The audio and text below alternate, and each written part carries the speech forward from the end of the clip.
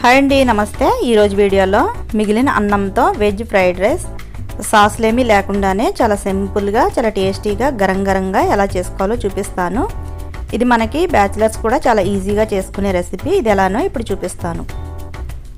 ముందుగా stove on చేసి కడాయి పెట్టుకోవాలి. మనకి కడాయి ఎలాంటి కడాయి పెట్టుకుంటే ఏ ఫ్రైడ్ రైస్ అయినా సరే చాలా రుచిగా వస్తుంది. కొంచెం ఆయిల్ వేసుకుని ఆయిల్ మనకి చాలా ఎక్కువగా హీట్ అవ్వాలి. మనకి ఎక్కువ పొగ వచ్చేటట్టుగా హీట్ అయితే మన ఫ్రైడ్ రైస్ కూడా చాలా టేస్ట్ బాగా వస్తుంది. ఇప్పుడు ఇందులో సన్నగా కట్ చేసిన ఉల్లిపాయ ముక్కల్ని వేసి కొంచెం వేయించుకోవాలి.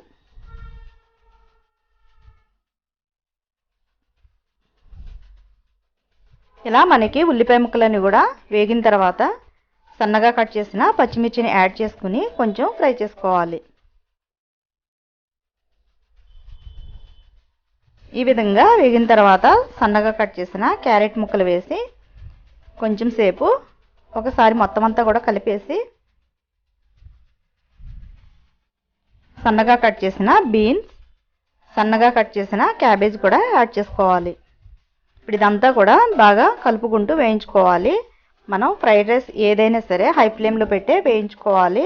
మాడిపోకుండా బాగా ఈ విధంగా వేయించుకుంటే మనకి బయట రోడ్ సైడ్ స్ట్రీట్ ఫుడ్లో ఎలా అయితే ఉంటుందో అలానే మనకి ఇంట్లో టేస్ట్ బాగా వస్తుంది. ఈ విధంగా కలుపుకుంటూ వేయించుకోవాలి. ఆనియన్స్ అన్నీ కూడా ఇలా మనకి వేసిన వెజిటేబుల్స్ అన్నీ కూడా కొంచెం ఫ్రై అయ్యే వరకు వేయించుకోవాలి. ఈ విధంగా వేగిన తర్వాత మిగిలిన అన్నాన్ని ఇందులో యాడ్ చేసుకోవాలి.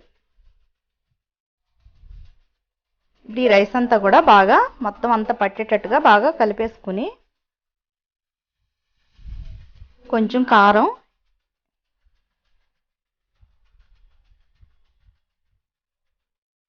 అలానే కొంచెం గరం మసాలాని యాడ్ చేసుకోవాలి.